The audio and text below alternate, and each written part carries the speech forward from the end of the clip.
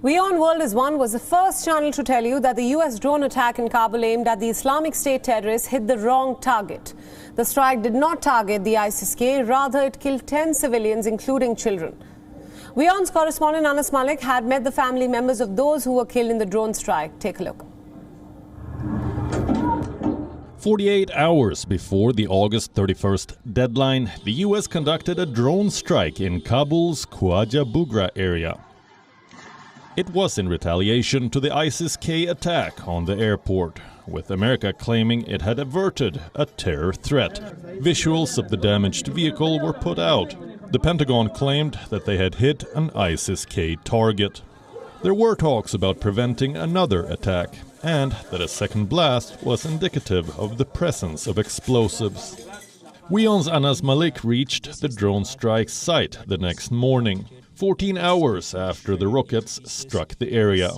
What he saw were harrowing visuals.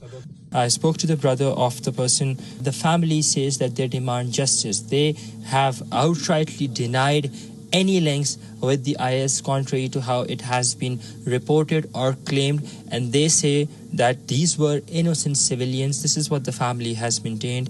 There were children among them, 10 civilian casualties, as what the locals have been telling us, and they've also maintained that there was no secondary explosion.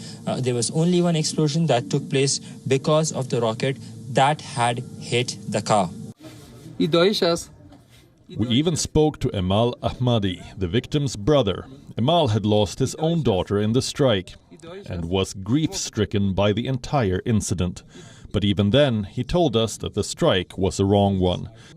Yesterday, unfortunately, I lost my big brother and with three sons, and also I lost one of my small daughters, and one of my brothers lost her 3 child, and also I lost one of my nephew in here. Yeah. Minutes later, a neighbor at the site told us the same thing. This was my best friend's house. He was an engineer and had nothing to do with army or anything. He had nothing to do with Talibs or anyone else either. He was an engineer.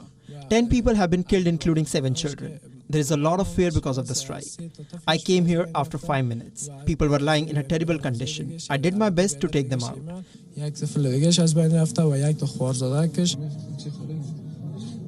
We even took a look at the vehicle that was targeted in the strike. So, what exactly happened on that ill-fated day? As Samurai Ahmadi pulled into the driveway at around 4:30 p.m., his children swarmed around his Toyota Corolla. His 12-year-old son, Farzad, asked if he could park the car. Ahmadi obliged, making Farzad sit in the driver's seat and switching to the passenger side.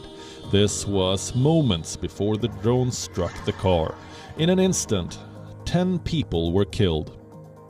Among those killed was a 25-year-old nephew who was about to be married, and 5 kids who were 5 years old or younger.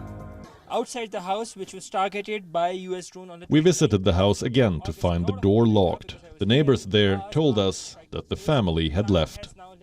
But the damaged vehicle still remains inside. Since the airplane had targeted, the family has left. The house is not in a condition to be lived, and there is no such family left behind. It's been 2 weeks since they have left. We later caught up with Emal. He now lives with his sister here in the capital. He even took us to the Kazaba graveyard, where all the victims of the strike are now buried.